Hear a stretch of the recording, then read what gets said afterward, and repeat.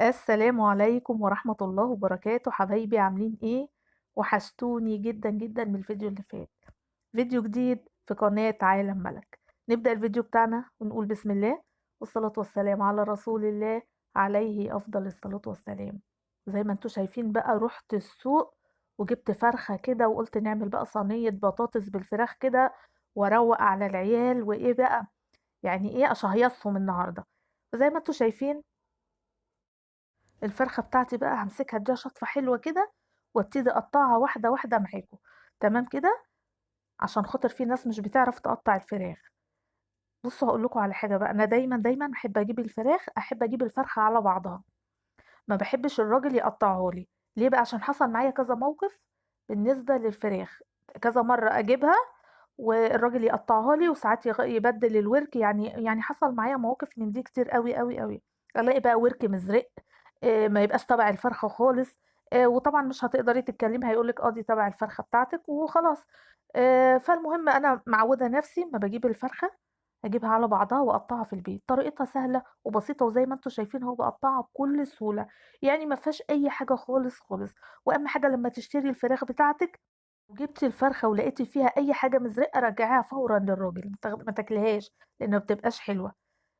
لازم الفرخة تبقى معاكِ بيضة بُصّوا قشطة كده وما فيهاش ولا كدمة ولا فيها أي حاجة.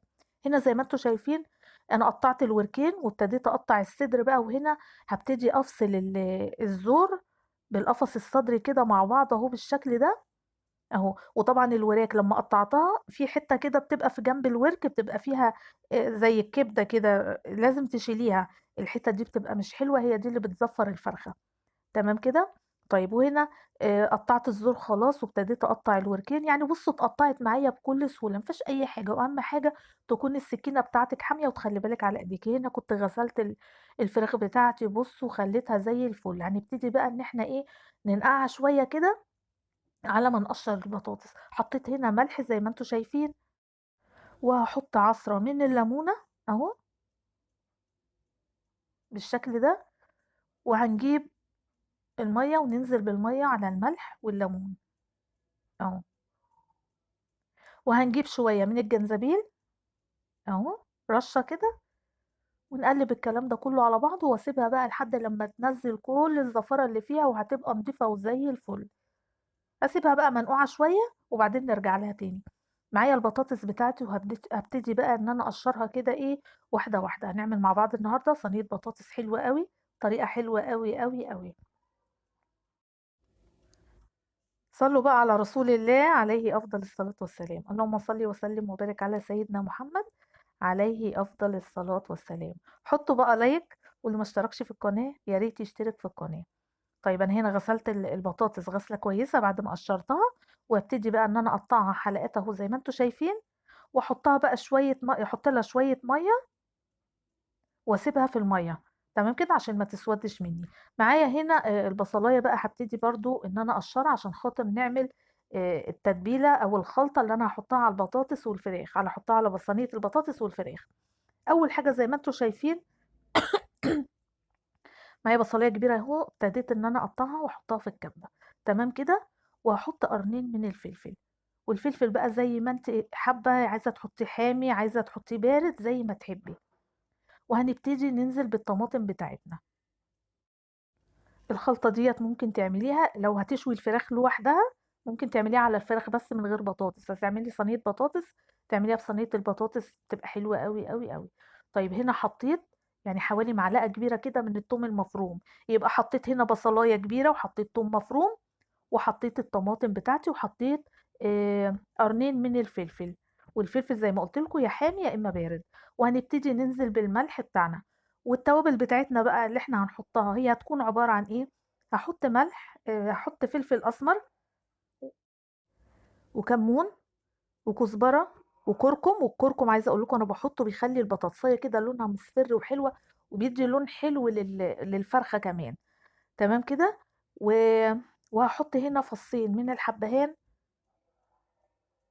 وورقتين كده من الورق اللوري، وهنحط معلقة كبيرة من الصلصة، بس أنا الصلصة كانت خلصت عندي ودول كانوا آخر حبة، فقُلت إيه يعني أدوّب فيهم شوية مَيّة كده وأحطهم على الخليط بتاعنا دوّة. وهنحط يعني حوالي ربع كوباية من الزيت.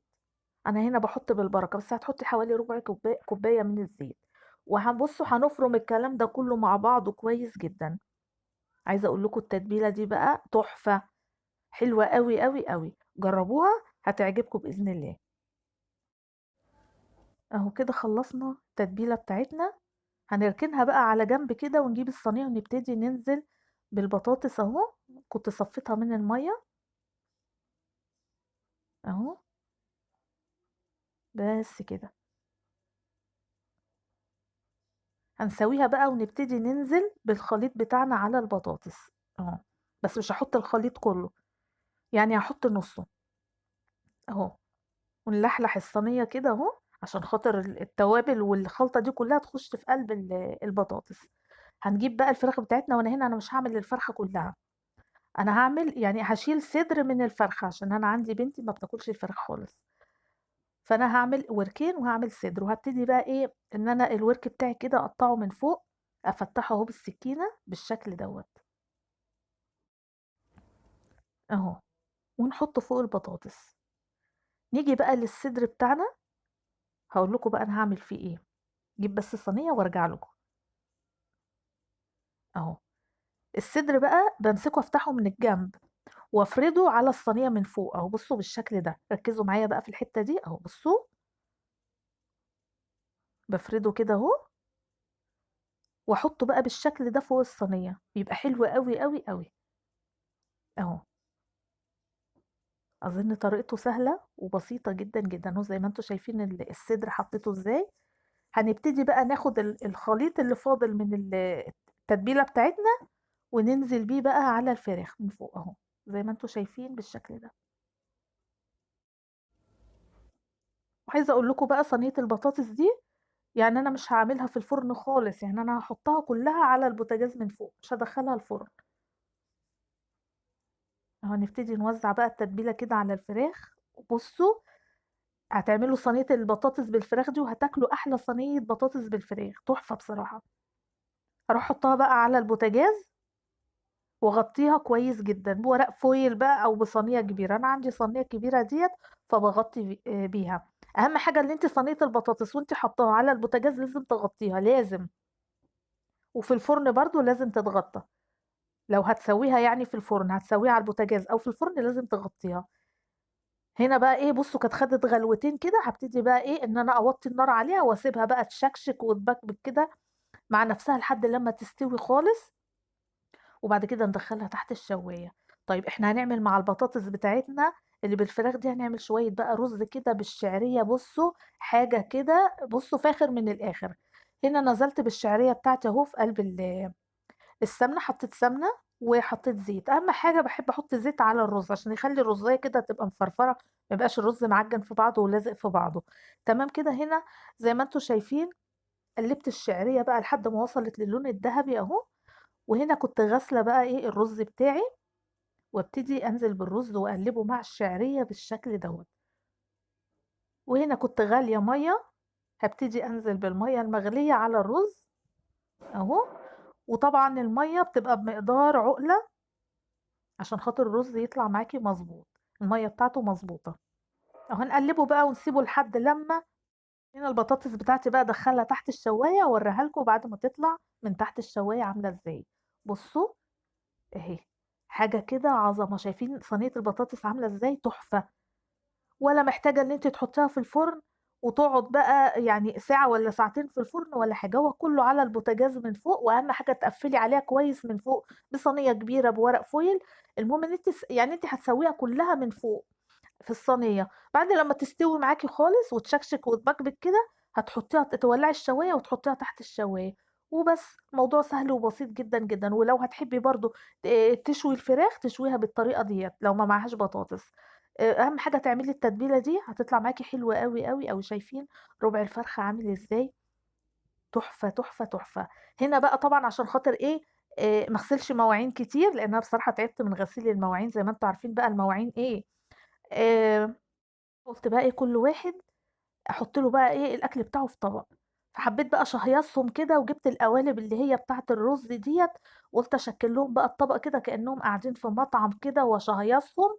بُصّوا واعمل لهم جو المطاعم دوّة، حطيت بقى إيه البولة بتاعة الرز كده، وحطيت شوية من البطاطس وربع الفرخة، وبُصّوا حاجة كده عظمة فاخر من الآخر أهو، وأحلى صينية بطاطس عملتها وكانت طعمها تحفة، وشايفين ربع الفرخة والّا ورك الفرخة عامل إزاي، تحفة، تحفة، تحفة.